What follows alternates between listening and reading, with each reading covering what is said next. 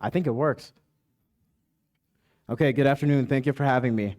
So I want to get some audience engagement here first. How many people here work with kids, have kids, or are planning to have kids?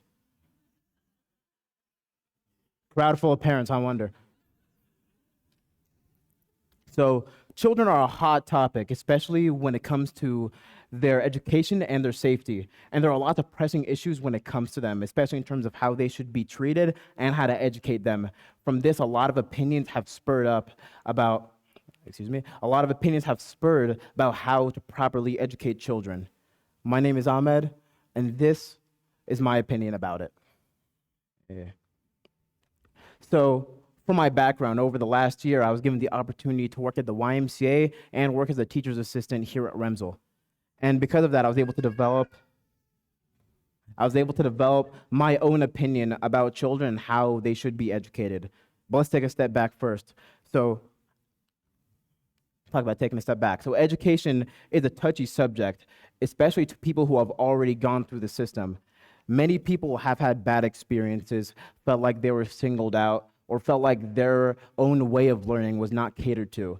And that is my primary issue when it comes to dealing with education and with children in general, that they are expected to behave in a certain way, to adhere to a certain normal type of progression in their education. But this should not really be applicable to children because children are weird.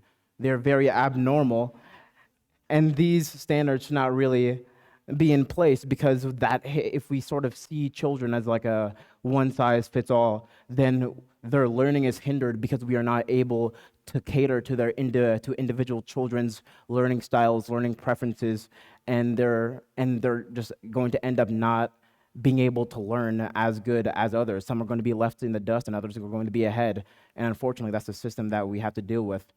So to move on to an example, people function differently.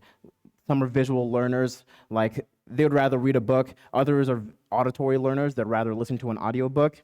And over time, we have catered to more different styles of learning, especially one of my favorite of these current systems of learning is online college because it's able to cater and give an education to those people who have a family, they're full-time working, part-time working, but they still want a college education.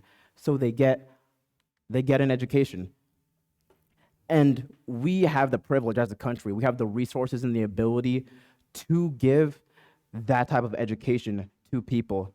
But we really do not use these resources in the proper way, in my opinion, because we're not in the Industrial Revolution anymore. We are a well-developed country. We have the ability to cater to individual types of children and give these specific types of learners their own schooling and their own types of education so they can learn at a better pace than they would have using a normal system of education.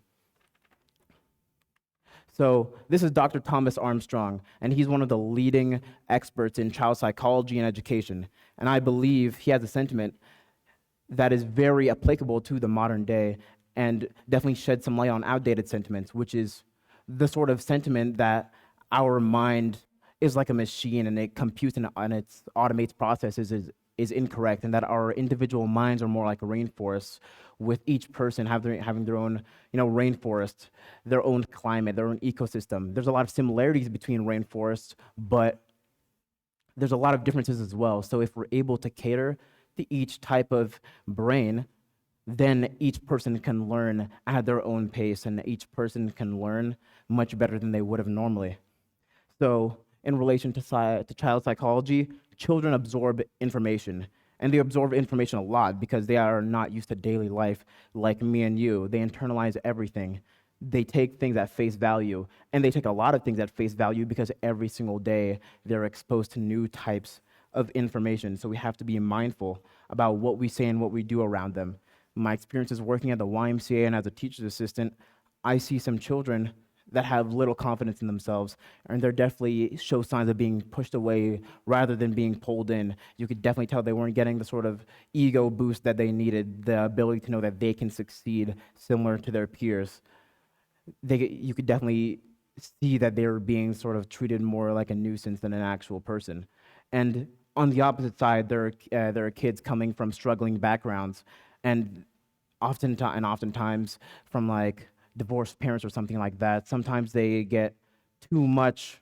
They get too much of a leash. They get too much affection, and they become oversensitive. And these are two extremes, and there are good parenting styles in both of the extremes, but we must find a balance.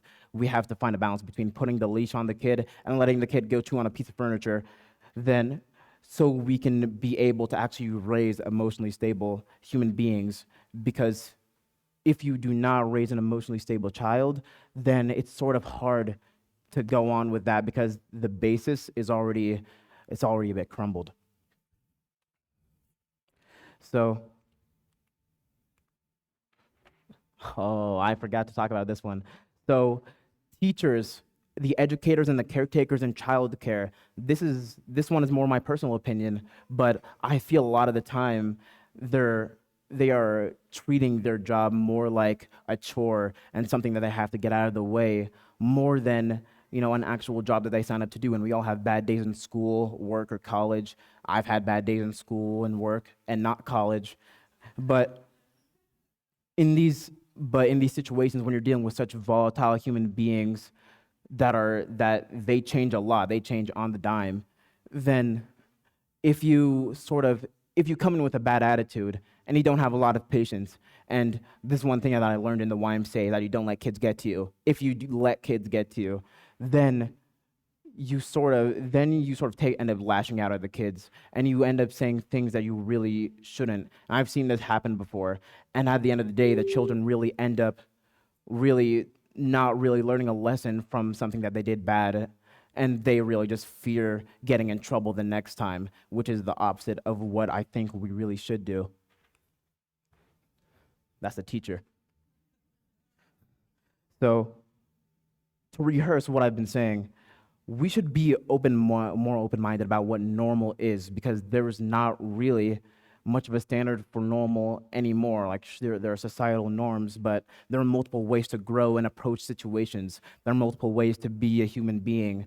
And even I struggle with this sort of expression. I'm a very direct person. So I think especially letting children be free in their expression, in their own education, is very important and very integral to having a better future as a society. And on the other hand, words and actions have meaning, especially around children, because as I've said before, they're such volatile human beings that if we just say or do something wrong, again, they internalize it, they're going to take that in instantly. So we have to be careful about what we do. So in conclusion, do not graze the rainforest so you can build a machine. Thank you. I'm not done yet. I'm not done. It's the rainforest. But I'm still not done yet. Special thanks, my teacher, Eric Dinkle.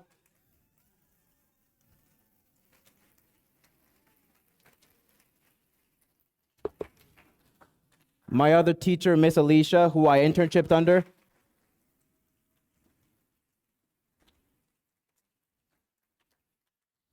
Sir Ken Robinson, who had one of the best TED Talks out there and who I got inspired by.